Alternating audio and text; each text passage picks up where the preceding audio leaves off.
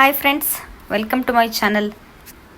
ಏನಪ್ಪ ಇವತ್ತಿನ ವಿಷಯ ಅಂತ ಹೇಳಿದ್ರೆ, ನೀವು ನೋಡ್ತಿದ್ದೀರಾ ಕಳೆದ ದಿನಗಳಿಂದ ಏನಪ್ಪ ಆಗ್ತಿದೆ ಅಂತ ಹೇಳಿದ್ರೆ, ಒಂದು ಪಹಲ್ಗಾಮ್ ಅಟ್ಯಾಕ್ ಆಗಿದೆ.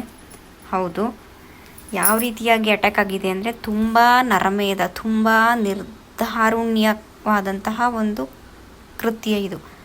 ಅದನ್ನು ನಾವು ಬಾಯಿ ಬಿಟ್ಟು ಹೇಳೋಕ್ಕೆ ಆಗಲ್ಲ. ಅಂತಹ ಕೃತ್ಯ, ಆ ಥರ ರೀತಿಯಲ್ಲಿ ಬಿಹೇವ್ ಮಾಡಿ ಆ ಒಂದು ಜನಗಳನ್ನು, ಇಬ್ಬರು ಕನ್ನಡಿಗರನ್ನು ಸೇರಿ ಟೋಟಲ್ 26 ಜನನ ಕೊಲೆ ಮಾಡಿರ್ತಕ್ಕಂತಹ ಕೃತ್ಯ ಇದು ನಡೆದಿರ್ತಕ್ಕಂಥದ್ದು. ಪುಲ್ವಾಮಾ ದಾಳಿಯ ನಂತರ ಭಾರತದ ಮೇಲೆ ಅಟ್ಯಾಕ್ ಆದಂತಹ ದಾಳಿನಲ್ಲಿ ಈ ಒಂದು ಪಹಲ್ಗಾಮ್ ಒಂದು ಅಟ್ಯಾಕು ತುಂಬ ದಾರುಣ್ಯವಾಗಿರ್ತಕ್ಕಂಥ ಅಟ್ಯಾಕು. ಏನಕ್ಕೆ ಹೇಳಿಕ್ಕೆ ಬಂದೆ ಅಂತ ಹೇಳಿದ್ರೆ, ನೀವು ಅಬ್ಸರ್ವ್ ಮಾಡಿ, URI ಅಟ್ಯಾಕ್ ಆಗಿರ್ಬೋದು, ಕಾರ್ಗಿಲ್ ಅಟ್ಯಾಕ್ ಆಗಿರಬಹುದು, ಪುಲ್ವಾಮಾ ಅಟ್ಯಾಕ್ ಆಗಿರಬಹುದು, ಹಾಗೆಯೇ ಅಮರ್ನಾಥ್ ಅಟ್ಯಾಕ್, ಪಠಾನ್ಕೋಟ್ ಅಟ್ಯಾಕ್ ಆಗಿರ್ಬೋದು, ಪಾರ್ಲಿಮೆಂಟ್ ಮೇಲೆ ಆಗಿರ್ತಕ್ಕಂಥ ಅಟ್ಯಾಕ್ ಆಗಿರ್ಬೋದು, ಮತ್ತು ಅಕ್ಷರಧಾಮ್ ಅಟ್ಯಾಕ್ ಆಗಿರಬಹುದು, ಹಾಗೆಯೇ ಕಂದಹಾರ್ IC-814 ಹೈಜಾಕ್ ಅಟ್ಯಾಕ್ ಆಗಿರಬಹುದು, ಕಾಶ್ಮೀರಿ ಹಿಂದೂಸ್ ಎಕ್ಸೋಡ್ಸ್ ಆಗಿರಬಹುದು, ಮತ್ತು ಈಗ ನಡೆದಿರ್ತಕ್ಕಂತಹ ಒಂದು ಪಹಲ್ಗಾಮ್ ಅಟ್ಯಾಕ್ ಕೂಡ ಆಗಿರಬಹುದು.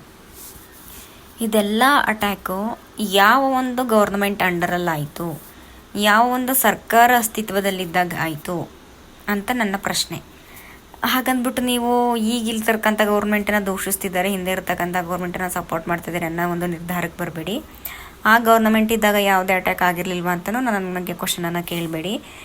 ಇಷ್ಟು ಇನ್ನು ನಿಮ್ಗೆ ಹೇಳಿದ್ನಲ್ಲ, URI ಅಟ್ಯಾಕಿಂದ ಪಹಲ್ಗಾಮ್ ಅಟ್ಯಾಕ್ವರೆಗೂ ಆಗಿರ್ತಕ್ಕಂತಹ ಅಟ್ಯಾಕ್ಗಳು ಯಾವ ಒಂದು ಗೌರ್ನಮೆಂಟಲ್ಲಿ ಆಯಿತು ಎಂಬುದನ್ನು ನೀವು ಕ್ವಶನ್ ಮಾಡ್ಕೊಂಡು ಕೇಳಿ.